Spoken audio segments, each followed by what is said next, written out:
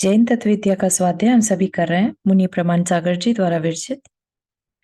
मोक्ष मार्गस्य नेतारं भेतारं कर्म भूभृतां ज्ञातारं विश्वतत्त्वानां वन्दे तद्गुणलब्धये।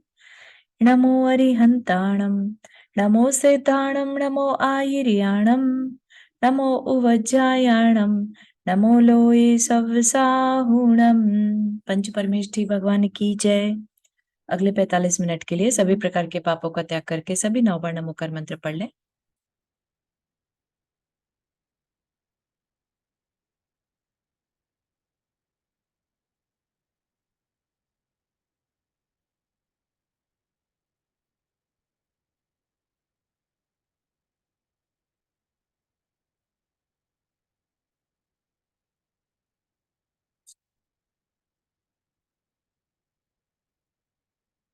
थोड़ा सा बैकग्राउंड नॉइज सारा होगा अभी। अभी ठीक हो जाएगा। तो हमने क्या पढ़ा था, हम क्या पढ़ रहे थे इसमें? जीव के बारे में, है ना। जीव और अगर हम अपनी बात करें तो क्या हम अपने आप को जीव कह सकते हैं? हाँ, हमारे अंदर जीव है, कह सकते हैं। हाँ, चेतन है ना, हम भी जीव हैं। हाँ, बिल्कुल सही, है ना। हम कर्म से संयुक्त हैं, वो तो हमारी पहचान ही है ना। यहाँ पर दिया है कर्म संयुक्त है, तो हम कर्म संयुक्त हैं लेकिन हम जीव हैं, है ना। तो हम कर्म कह लीजिए या अजीव के साथ हमारा संबंध है। तो ये सारी जो विशेषताएं हमने कल देखी थी, कर्ता भोक्ता, ये सब हम हैं, हमारी विशेषताएं हैं। ठीक।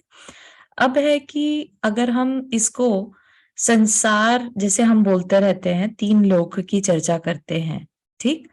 3 लोक में हम जीवों को 2 भाग में डिवाइड कर सकते हैं। एक तो इंद्रिय की अपेक्षा कर सकते हैं, हम देखते हैं एक इंद्रिय से लेके पंचेंद्रिय, राइट। और दूसरी तरह से भी देख सकते हैं, जैसे संसारी और मुक्त। संसारी मतलब जो संसार में है, 3 लोक में जो जन्म मरण में लगा है ना। और मुक्त किसे कहेंगे?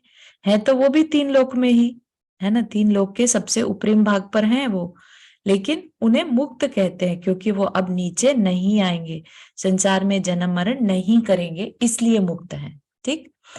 क्या कह रहे हैं यहाँ पर? कर्म सहित जीव संसारी है। कर्म है, संसारी जीव एक गति से दूसरी गति में जन्म लेते और मरते रहते हैं, है ना। ये सारा हम कैसे हैं? हमारा भी, अगर हम संसारी जीव हैं तो हमारा भी जन्म मरण होता रहेगा जब तक हम संसारी हैं। ठीक। तो हम संसारी हैं कि हम मुक्त हैं? क्या समझते हैं हम? संसारी हैं, खूब कर्म बंधे हुए हैं हमसे। हाँ, है ना। तो हम संसारी हैं, तो इसका मतलब क्या है? हम एक गति से दूसरी गति में जन्म लेते और मरते रहते हैं। तो इसका मतलब क्या है? अगर हम आज मनुष्य गति है तो हमें दूसरी गति में, चाहे वो भले ही मनुष्य गति फिर से मिल जाए, चाहे वो त्रियंच हो, देव हो, नारकी हो, कुछ भी हो, लेकिन दूसरी गति में जाना ही होगा। तो दूसरी, अपने को मनुष्य गति में से मनुष्य गति कितनी दफा मिलती है? मनुष्य से मनुष्य गति, ऐसा कोई नियम नहीं है कि इतनी बार ही मिल सकती है, क्योंकि अपन ने कितना उसमें देखा है नहीं, कि कहते हैं कि 48 टाइम ही मिलता है, ऐसा मैंने सुना था। ऐसा होना नहीं चाहिए एक्चुअली, क्योंकि मारीची का जीव जो है, जिसे हमने ऋषभ देव का पौत्र था, राइट, तीसरे काल में हुआ, है ना। उसके बाद वो महावीर भगवान का जीव कब बना? चौथे काल के एंड में। और पूरा तीसरे काल से लेके चौथा काल का बीच का जो समय है, वो एक कोड़ा कोड़ी सागर का। कोड़ा कोड़ी मतलब करोड़ में करोड़ को मल्टीप्लाई करो और सागर, है ना। तो इतने लंबे समय में ऐसा नहीं रहा कि वो सिर्फ 48 बार ही मनुष्य बने हो। हमने बहुत सारी बार उनको ब्राह्मण बनते हुए देखा, बहुत ज्यादा, मतलब। तो ये बहुत मतलब एग्जैक्टली नहीं पता, लेकिन नियम संख्या तो नहीं है डेफिनेटली।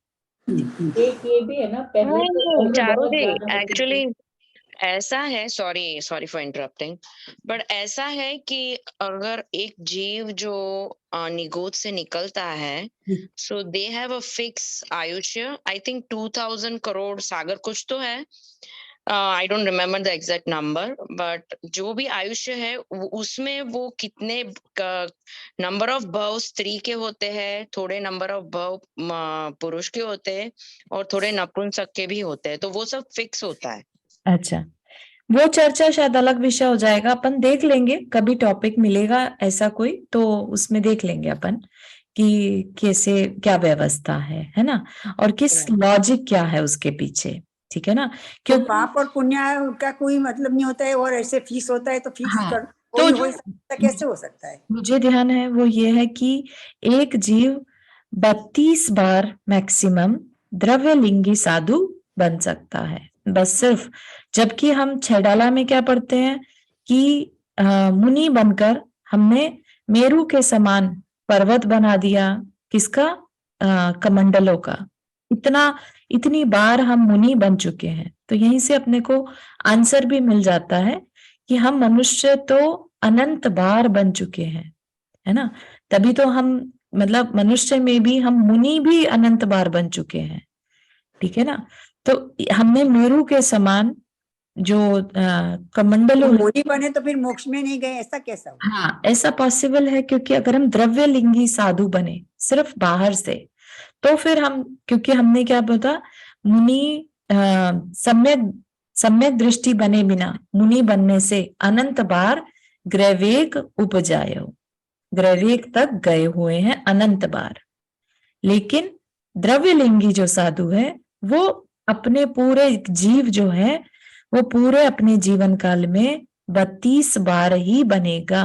32 बार भव के बाद, मतलब 32 बार बनने के बाद उसका नियम से मोक्ष होगा ही होगा।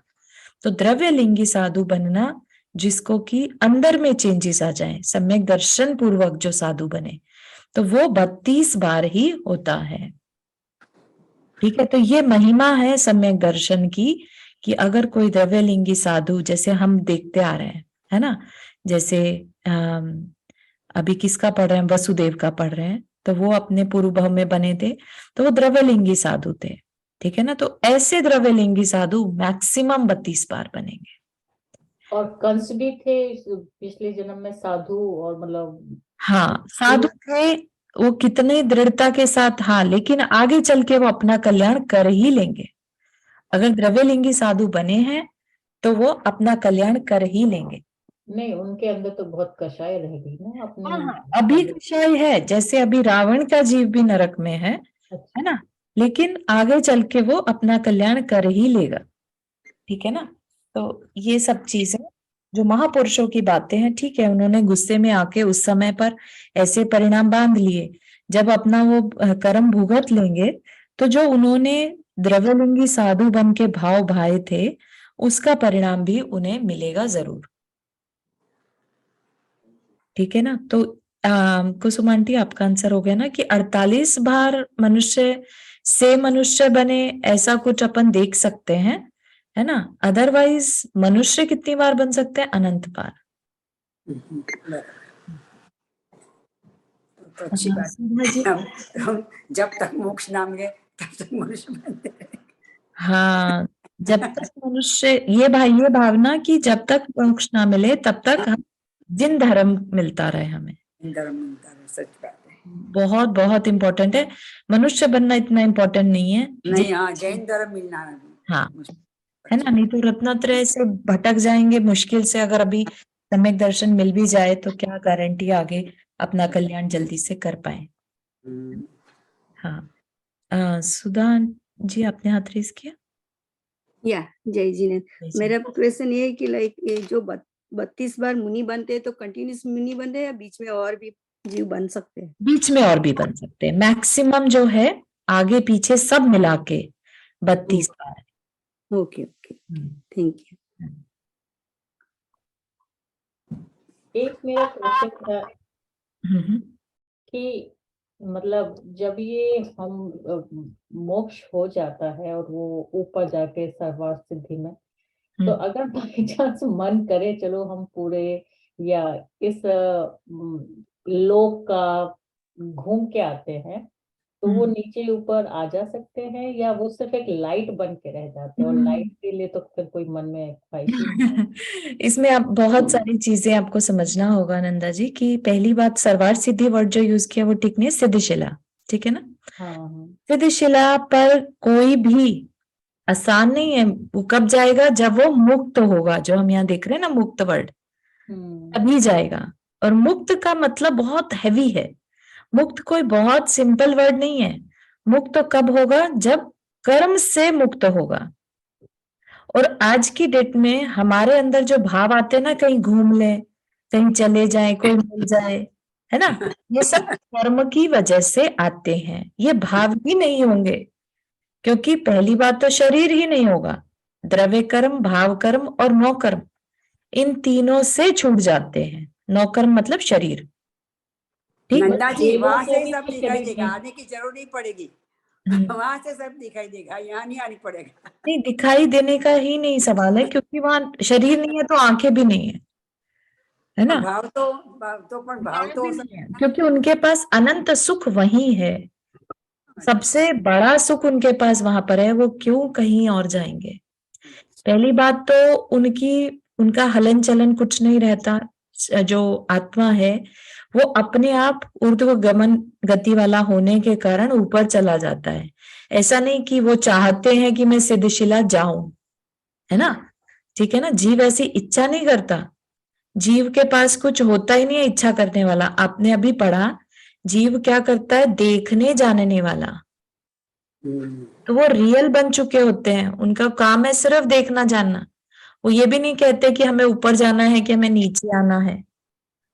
कोई शरीर नहीं है। वो किसका कर्ता भोगता है? सिर्फ अपनी पर्यायों का, सुख पर्याय जो अब उनके पास है, बस वो उसी में रहते हैं। और ये जितने भी हम जो इतने विकल्प संकल्प करते हैं ना, देखना है, ये खरीदना है, इधर जाना है, ये सब कर्म की वजह से है। कर्म नहीं होते तो ये विकल्प भी नहीं होते, ठीक है ना। मनुष्य गति में हमें ये जो लड्डू पेड़े ये सब अच्छा लगता है, ठीक है ना। ये सिर्फ इस गति का प्रभाव है। एक सूकर है, उसको लड्डू पेड़ों से कोई मतलब नहीं है। आप एक थाली में लड्डू पेड़े रख दें, एक थाली में गंदगी रख दें, वो गंदगी पे ही मुंह मारेगा, क्योंकि वही उसका भोजन बन जाता है, वही उसको इष्ट हो जाता है, ठीक है ना। तो इसी तरह से ये जो आज हमें भाव हो रहे हैं ना, या जो आज हमें अच्छा लग रहा है कुछ भी, वो सिर्फ मनुष्य गति मिलने के कारण है, ठीक है ना। तो अपन शायद आगे चल के सिद्ध अवस्था के बारे में और पढ़ेंगे, नहीं तो आप इसके बारे में थोड़ा सा और चिंतन करिएगा। सिद्ध किसे कहते हैं, कैसा लगता है सिद्ध होने के बाद, ठीक है। बहुत अच्छा, थैंक यू। भूमिका हाथ रेज किया।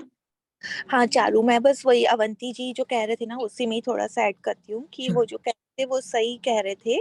बट उसमें ऐसा जो उनका निगोध्या जीव के बाद निकलने के बाद एक हमारे फिक्स्ड होते हैं नंबर्स, हाँ। और अगर उसमें हमारी मुक्ति नहीं होती, हम अपना कल्याण नहीं करते, तो हम दोबारा से निगोध्या जीव बन जाते हैं, और फिर वही सर्कल चलता रहता है। अच्छा। तो ये वो उनका जो था पॉइंट। हाँ, हो सकता है वो पंच परावर्तन का टॉपिक है एक्चुअली, क्योंकि हम पंच परावर्तन करते जाते हैं, है ना।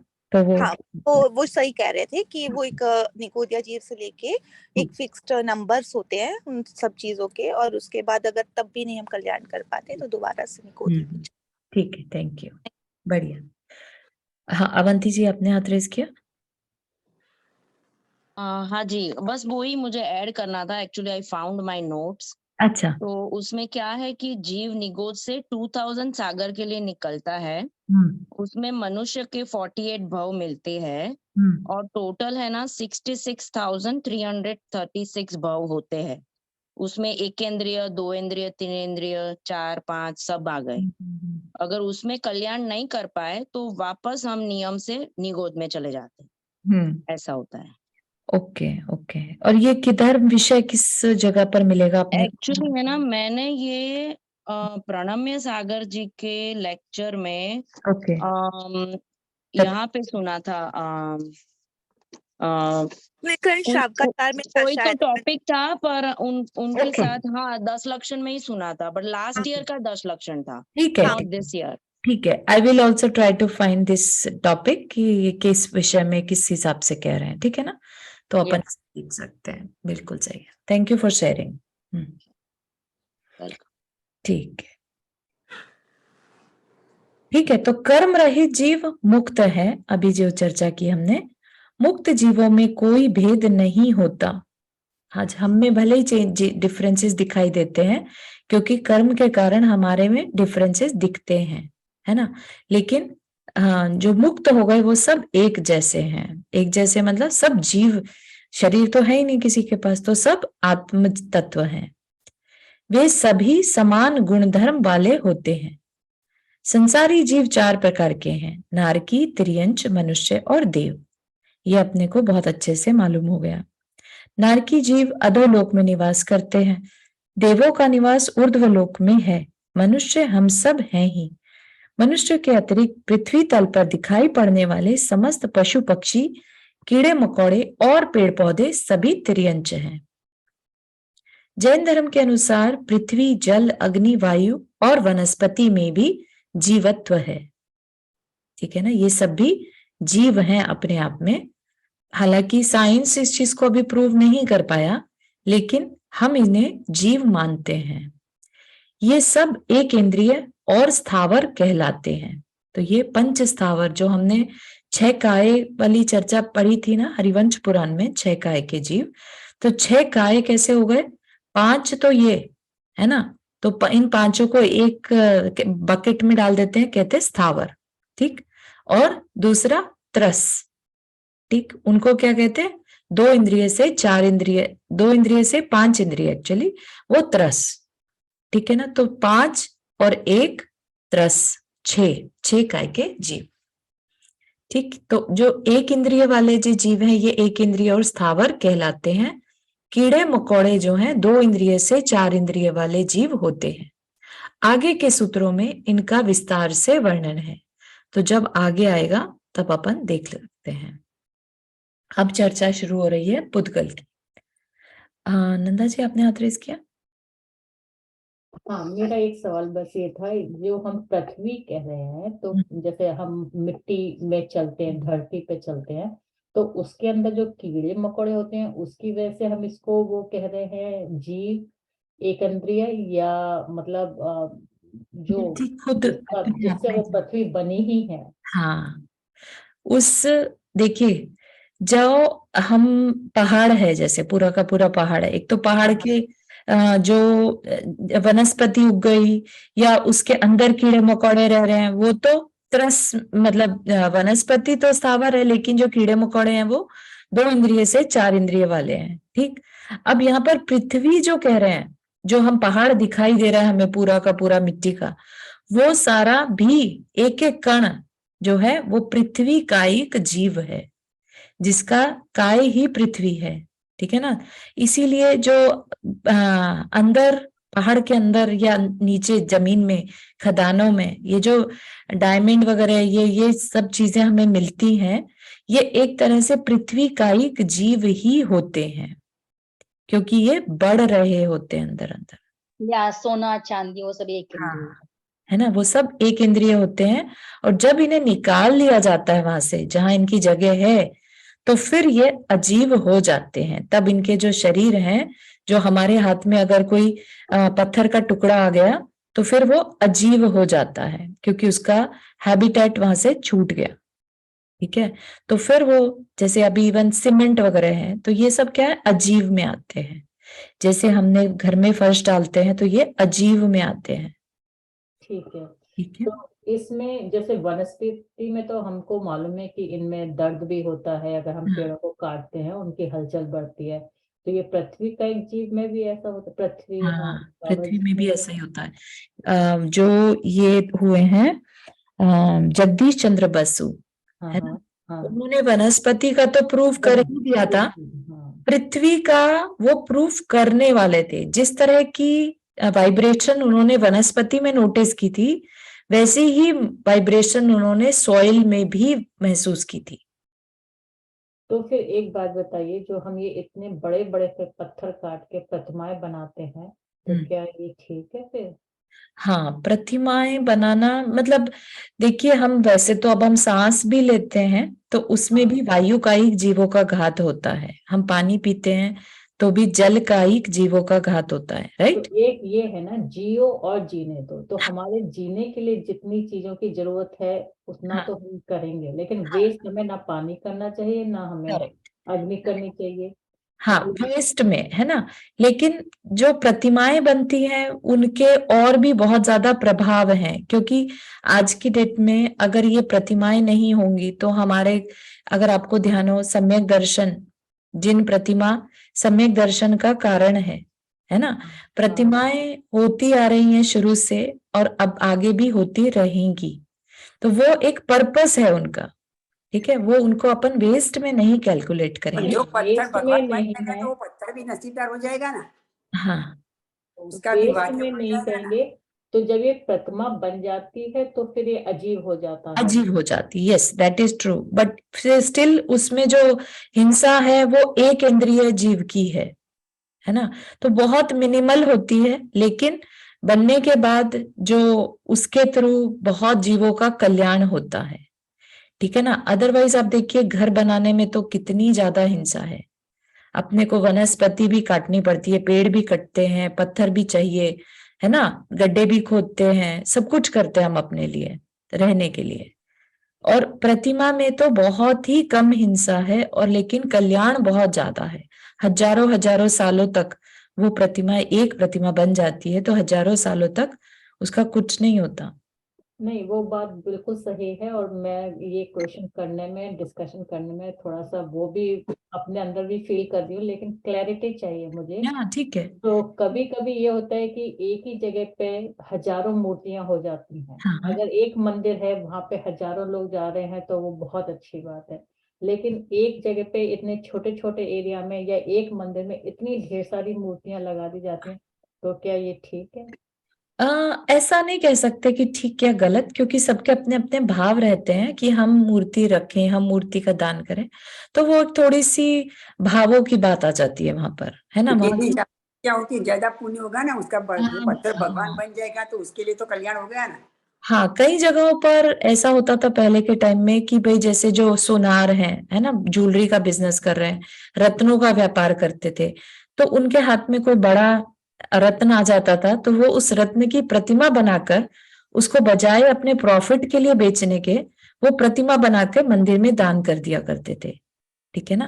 वो तो तो एकदम बहुत ही अच्छा पर्पस हो गया, क्योंकि हाँ, अगर इतना बड़ा रतन उनके हाथ में आया हाँ, है, हाँ, तो उसको अपनी प्रॉपर्टी बनाने की उन्होंने, मतलब वो दान हो गया एक। हाँ, बिल्कुल बिल्कुल। और जब वो हाथ में आ गया तो वो फिर निर्जीव भी हो गया, क्योंकि उसमें जीवत नहीं रहा, ऑलरेडी निर्जीव था। निर्जीव हो गया। बिल्कुल। तो लेकिन एक जो खड़े खड़े पहाड़ होते हैं, मतलब घरों में भी हो रहा है, मैं ये नहीं कह रही, आजकल सब लोग घरों में बहुत मार्बल और ग्रेनाइट और ये सब लगवाते हैं हम लोग, सब लोग। तो मतलब एक मंदिर जैसी जगह पर जब हम जाते हैं तो वहां पर ऐसी फीलिंग आई हमें कि इस जगह पर बहुत ही कम जीवों की हत्या हुई है। और हाँ, हाँ, हाँ, आप एक इंद्रिय जीवों में हत्या वर्ड अपन यूज भी करें तो वो बहुत बड़ा हो जाएगा। खड़ा हो जाएगा, सही कह रहे हाँ, हैं। तो इसलिए नहीं यूज करिए। बाकी जो ऐसा बोलते हैं कि भाई अच्छे काम में थोड़ी हिंसा लेकिन पुण्य बहुत ज्यादा, अतिशयकारी पुण्य रहता है। ठीक है ना। और पुण्य से ही कल्याण पॉसिबल है, क्योंकि जैसा कि बताया ही है, नहीं तो शास्त्रों में जिन प्रतिमा के दर्शन से सम्यक दर्शन हो सकता है, ये बात नहीं लिखते। आचार्यों ने लिखी ना ये बात। तो प्रतिमा तो कैसे ना कैसे बननी ही है नहीं, वो मैं बिल्कुल मानती हूँ, ना? क्योंकि मंदिर जाने से आपकी विचारधारा बदलती हाँ, है, आपके है ना? परिणाम तो कैसे बदलते हैं। मिलेगा? भटकने के चांसेस ज्यादा हैं हम, हाँ हाँ बजाय संभलने के। तो मंदिर हाँ, एक तरह से हमें जोड़े रखने के लिए हमारी बहुत बिल्कुल सही। केंद्र। लेकिन कहीं पर कुछ कुछ जगहों पर ऐसा भी होता है कि मतलब बहुत ज्यादा प्रतिमाएं बना दी जाती हैं, तो हाँ, उनकी केयर नहीं हो पाती है। हाँ, ठीक है, अपन इस बारे में अलग से चर्चा कर सकते हैं, है ना। तो सबका समय नहीं जाएगा। पुद्गल द्रव्य के बारे में हम यहाँ पर अब शुरू करेंगे। पहले हमने जीव द्रव्य के बारे में, हम किसकी चर्चा कर रहे हैं? 6 द्रव्यों की। 6 द्रव्यों में पहला था जीव, दूसरा पुद्गल, फिर तीसरा धर्म, अधर्म, आकाश और काल। ठीक, तो अब हम सेकंड पे आए हैं, पुद्गल। पुद्गल वर्ड हमने जो सुना है ये स्पेशली सिर्फ जैन शास्त्रों में ही यूज होता है, तो इसका ये एक स्पेशल वर्ड है जैन शास्त्र का, टेक्निकल जिसे कहते हैं। ठीक, जिसमें स्पर्श, रस, गंध और वर्ण पाया जाए वह पुद्गल द्रव्य है। पुद्गल जैन दर्शन का विशिष्ट पारिभाषिक शब्द है।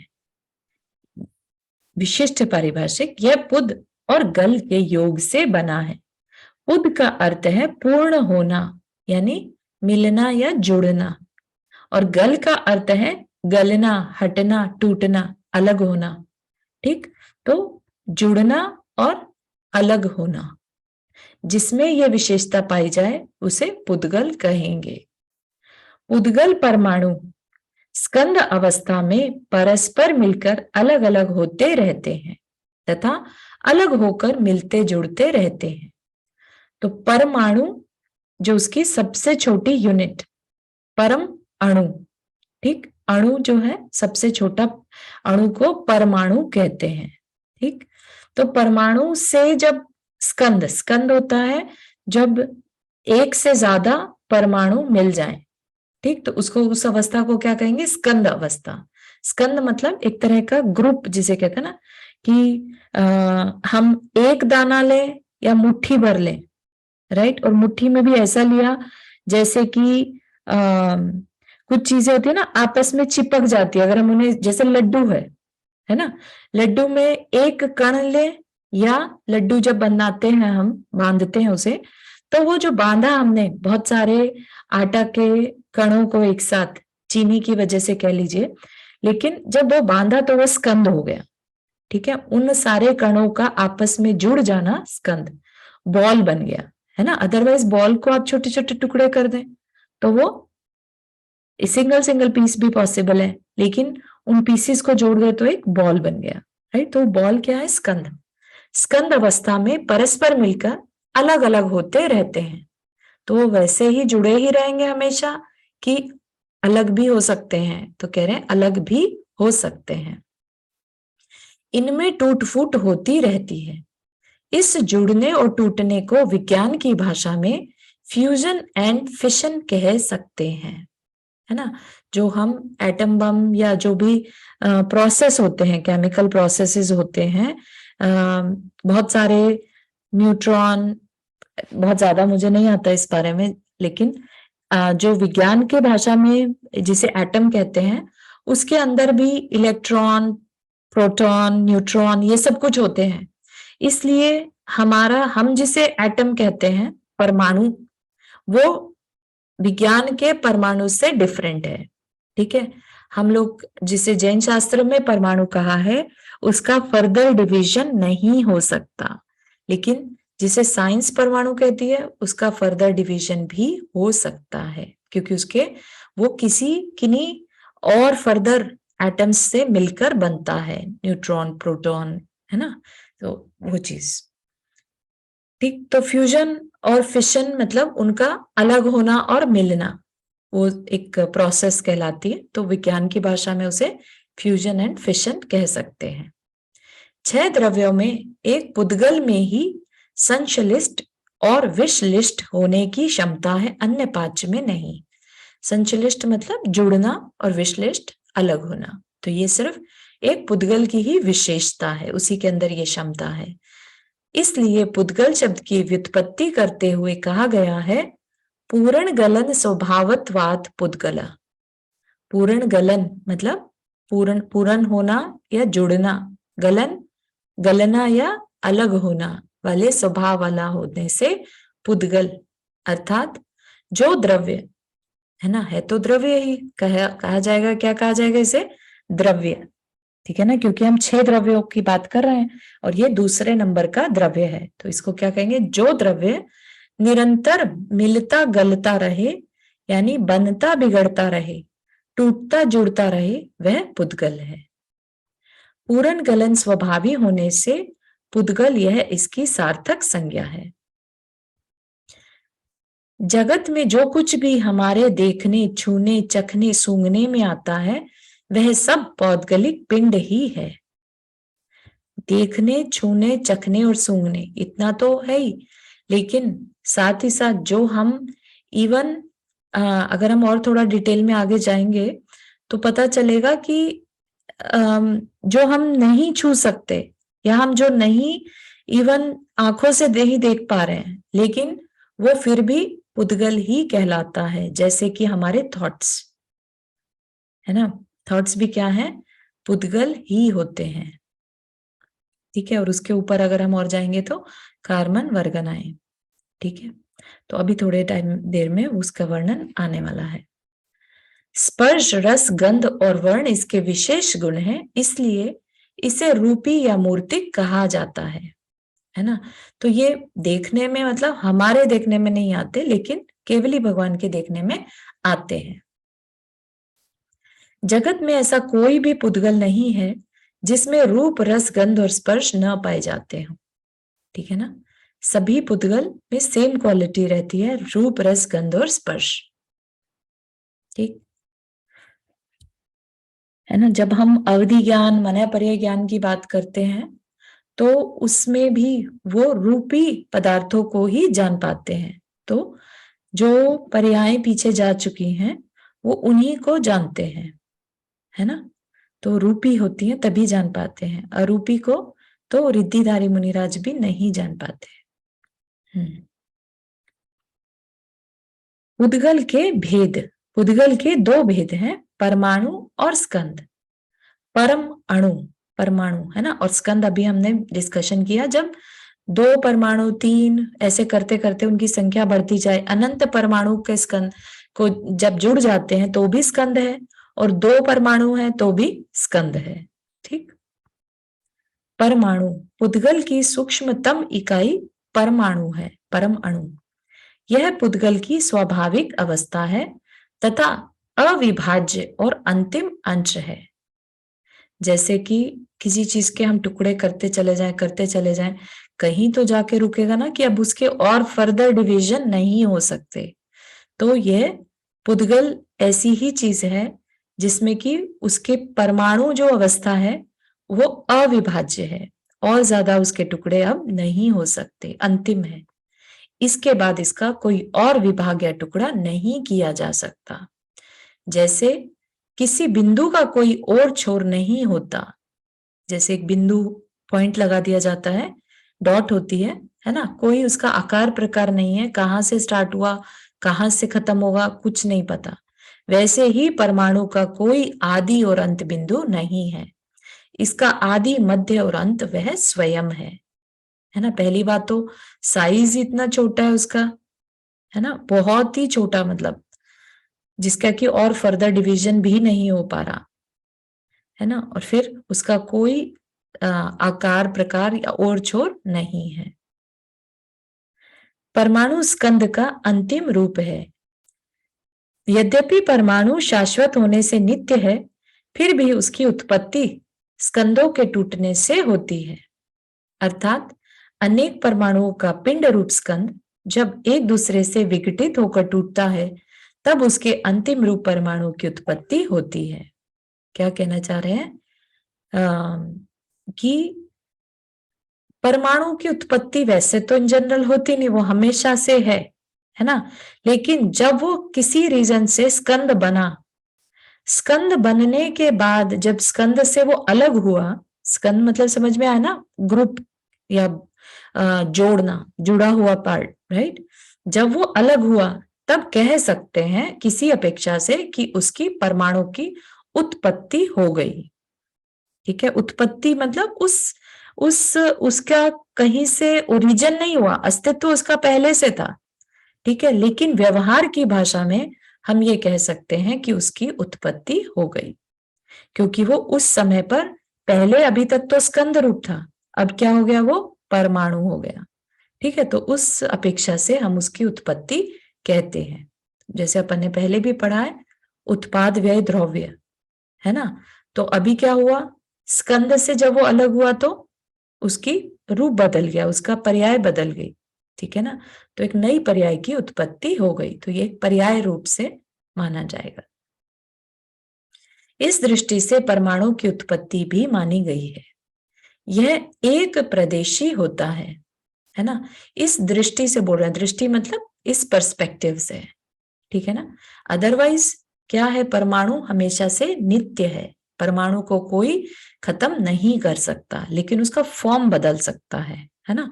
फॉर्म बना, उसने कोई एक आकार ले लिया था, अब वो आकार से अलग हुआ तो फिर से परमाणु बन गया, ठीक है ना। यह एक प्रदेशी होता है। एक प्रदेश का मतलब यहाँ पर बता रहे हैं, प्रदेश आकाश को मापने की सूक्ष्मतम इकाई है। आकाश के जितने हिस्से को एक पुद्गल परमाणु घेरता है वह प्रदेश कहलाता है, ठीक है।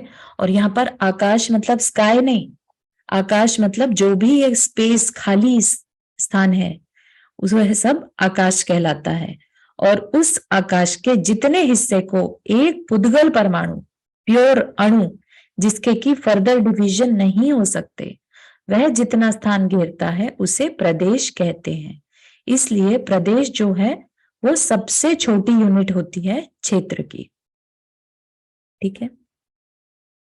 वैज्ञानिक जिस परमाणु के अनुसंधान में रत हैं, अनुसंधान मतलब रिसर्च में रत हैं, जैन दर्शन के अनुसार वह अनेक परमाणुओं से संगठित कोई स्कंद है।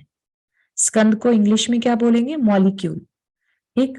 कई सारे परमाणुओं से बना हुआ स्कंद को साइंटिस्ट लोग परमाणु कहते हैं, क्योंकि उसमें electron, proton, neutron, alpha, beta, gamma, neutrino, meson, quark आदि अनेक कण पाए जाते हैं। कण मतलब अनेक, और फर्दर जो है उसके स्कंद से निकले हुए परमाणु पाए जाते हैं, ठीक है ना। तो बहुत सारे परमाणुओं से मिलकर बनने के कारण उसको हमारी जैन भाषा में स्कंद ही कहते हैं, भले ही वो वैज्ञानिक उसे एटम कहते रहे, ठीक है ना। अब तो इनकी संख्या बढ़कर 100 से अधिक हो गई है। जितनी ज्यादा वो उस पर एनालिसिस कर रहे हैं, जिसे वो एटम कहते हैं, उसमें इतने सारे और भी एलिमेंट्स पाए जाते हैं, ठीक है ना। और इतने बढ़ गए उनकी रिसर्च करते करते कि 100 से अधिक जो है एलिमेंट्स उसमें पाए जाने लगे हैं। जैन दर्शन के अनुसार इनमें से कोई भी कण परमाणु या मौलिक कण नहीं है। उन्हें व्यवहार परमाणु कहा जा सकता है, मतलब बोलचाल की भाषा में परमाणु भले ही खेलें, लेकिन जैन दर्शन के अनुसार वह परमाणु नहीं है। परमाणु मतलब परम अणु, है ना, जब उसके और ज्यादा टुकड़े या उसमें किसी और चीज का मिश्रण ना हो। ऐसा नहीं कि इलेक्ट्रॉन प्रोटॉन से मिलकर जो बना है, तो वो तो दो चीजें हो गई ना ऑलरेडी, है ना, तो स्कंद हो गया, ठीक है ना। जैन दर्शन के अनुसार परमाणु वह मूल कण है जिसके कोई भेद या विभाग संभव नहीं है। पुद्गल परमाणु पुद्गल की अंतिम इकाई है। इसे अविभागी कहा गया है। अविभागी मतलब जिसके और टुकड़े नहीं हो सकते। अत्यंत सूक्ष्म होने के कारण परमाणु इंद्रियों एवं प्रयोगों के विषय से अतीत है। खाली सूक्ष्म नहीं, अत्यंत सूक्ष्म, क्योंकि जो कुछ भी संसार में दिखता है ना, सब परमाणु से बना है, पुद्गल है, राइट। तो लेकिन उसमें भी जैसे हमारे इवन विचार हैं, वो इतने सूक्ष्म है कि वो दिखाई नहीं दे रहे। तो आप सोचिए कि जो परमाणु है वो तो अत्यंत सूक्ष्म हो गया, सूक्ष्म से भी सूक्ष्म, है ना। तो वो परमाणु इंद्रिय एवं प्रयोग के विषय से अतीत है। अतः वह मनुष्यकृत नाना प्रक्रियाओं से प्रभावित नहीं होता। तो कितना भी साइंस कोशिश कर ले, उस परमाणु तक नहीं पहुंच सकती। इस प्रकार जैन दर्शन में परमाणु का अति सूक्ष्म विवेचन और विश्लेषण किया गया है। परमाणु की वह व्याख्या जिसमें प्राचीनता तो है ही, परमाणु विज्ञान की नव नवीन खोजों के लिए वैज्ञानिकों को प्रामाणिक प्रेरणा भी देती है। वैज्ञानिकों के मन में जिज्ञासाएं उत्पन्न करने में जैन दर्शन का यह भाग सर्वथा सक्षम है, और इस प्रकार वैज्ञानिक प्रगति में समर्थ और सहायक बना हुआ है ना। ऐसा नहीं कि आज से 2500 साल पहले जो शास्त्र लिखे थे या जो दिव्य ध्वनि में खिरा वो कुछ चेंजेस हो गए हों, ऐसा नहीं। आज भी वो बात वैसी की वैसे ही चलती आ रही है। भले ही विज्ञान के जो रिसर्चर्स हैं वो चेंजेस अपनी बातों में लाते रहे, लेकिन आचार्यों ने जो बात शुरू में कह दी वही आज भी एप्लीकेबल है ना। तो आपको याद हो कि भक्तामर स्तोत्र में भी परमाणु वर्ड को यूज किया है। तो इसका मतलब कि इतने वर्षों पहले, आज से 9वीं या 10वीं शताब्दी में भक्तामर स्तोत्र लिखा गया था, राइट। और उसमें आचार्य मानतुंग स्वामी क्या कह रहे हैं कि भगवान आपको बनाने वाले जो परम अणु थे वो बस उतने ही थे। भक्ति की भावना है ना, भक्ति की भाषा में, कि उस वैसे परमाणु अब इस लोक में नहीं बचे, तभी आपके जैसा और कोई नहीं है ना। तो परमाणु वर्ड उन्होंने वहां पर भी यूज किया हुआ है। तो परमाणु वर्ड से जैन शास्त्र बहुत काल से समय से परिचित है, लेकिन विज्ञान ने इसकी खोज वेरी रिसेंटली, कुछ शायद 18वीं शताब्दी में ऐसा कुछ है ना, किसी को अगर जानकारी हो तो, वेरी रिसेंट 200-300 साल पहले ही परमाणु की खोज की गई है, ठीक है ना। स्कंद, यहां तक के समझ में आ रहा है? किसी को कोई क्वेश्चन परमाणु से रिलेटेड? हाँ रीटा आंटी, आपने हाथ रेस किया।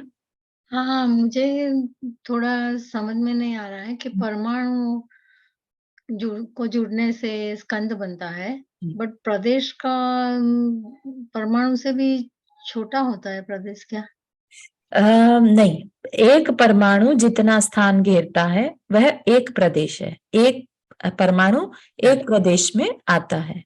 अच्छा, ओके, थैंक यू। फिर उसके बाद वो स्कंद से जुड़ते जुड़ते, लेट से आज की डेट में हमें अपना कुछ भी रखा हुआ है, लेट से आपके सामने, आई डोंट नो क्या है, बट एक टेबल है, राइट। तो वो टेबल भी स्थान घेर रही है। टेबल क्या है? स्कंद है, ठीक है ना। अब वो टेबल भी स्थान घेर रही है, लेकिन वो एक प्रदेश से बहुत ज्यादा है, ठीक है ना।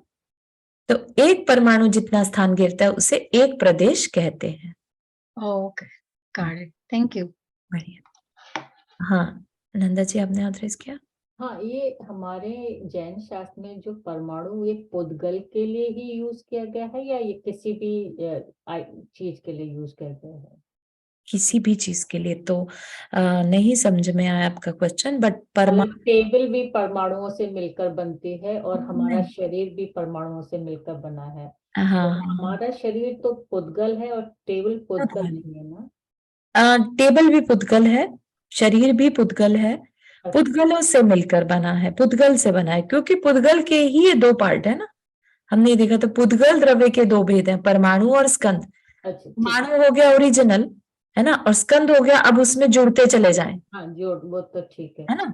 तो हम अभी अपने शरीर के लिए, मतलब उसकी बात कहेंगे उसे, नॉन लिविंग चीज के लिए नहीं यूज कर रहे ना पुद्गल, या उसके पुद्गल नॉन लिविंग ही है।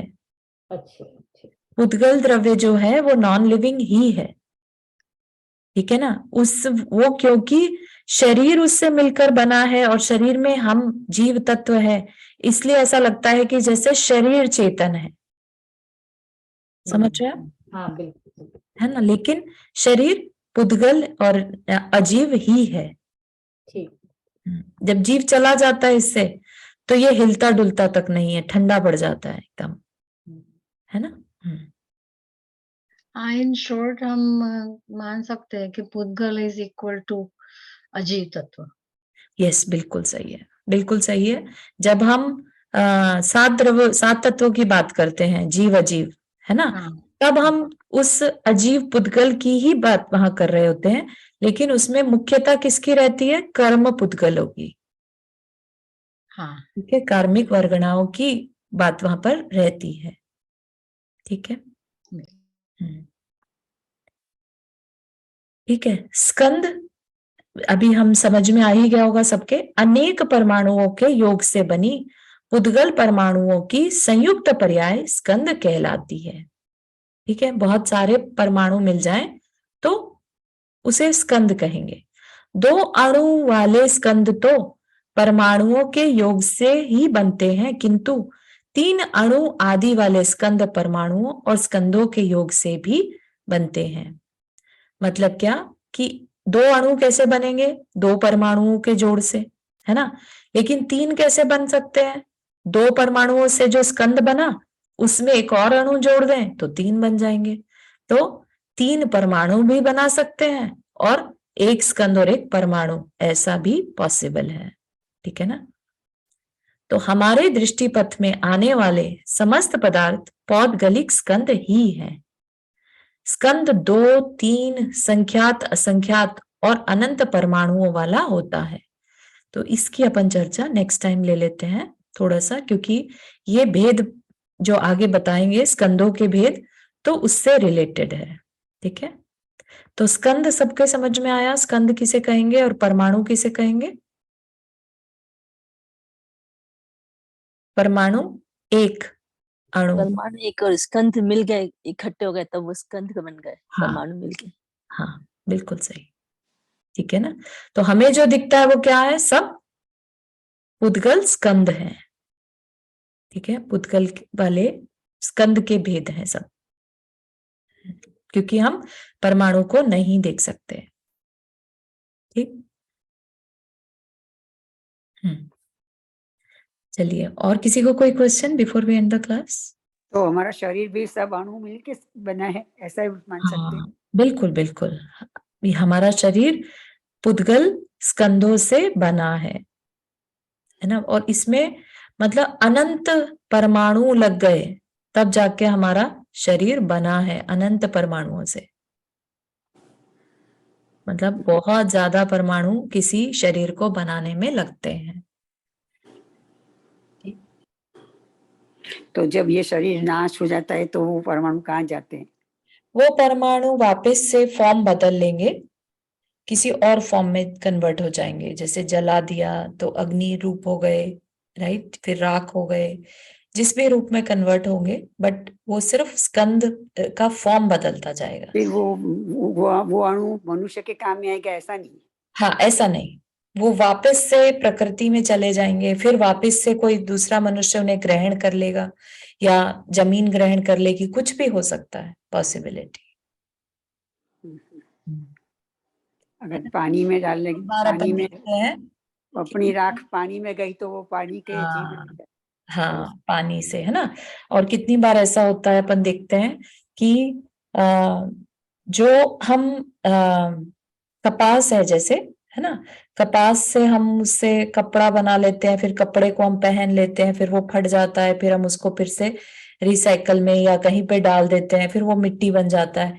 तो इस तरह के बहुत सारी चीजें अपन सोचना चाहे तो सोच सकते हैं, लेकिन प्रकृति में सब कुछ चलता रहता है। बहुत ही इंटरेस्टिंग विषय है ये सारे। जब अपन पढ़ने बैठते हैं, सोचने बैठते हैं, तो लगता है कि कितनी डिटेल ऑलरेडी हमें दी गई है, ये तो हमने कभी पढ़ा नहीं, ना? सब चीज का बताया है। चलिए, जिनवाणी स्तुति। जा वाणी के ज्ञान से सुझे लोकालोक, सो वाणी मस्तक धरो सदा देत दोख। हे जिनवाणी भारती तो ही जपो दिन रैन, जो तेरा शरणा गए सो पावे सुख चैन। 9 बार नमो करना।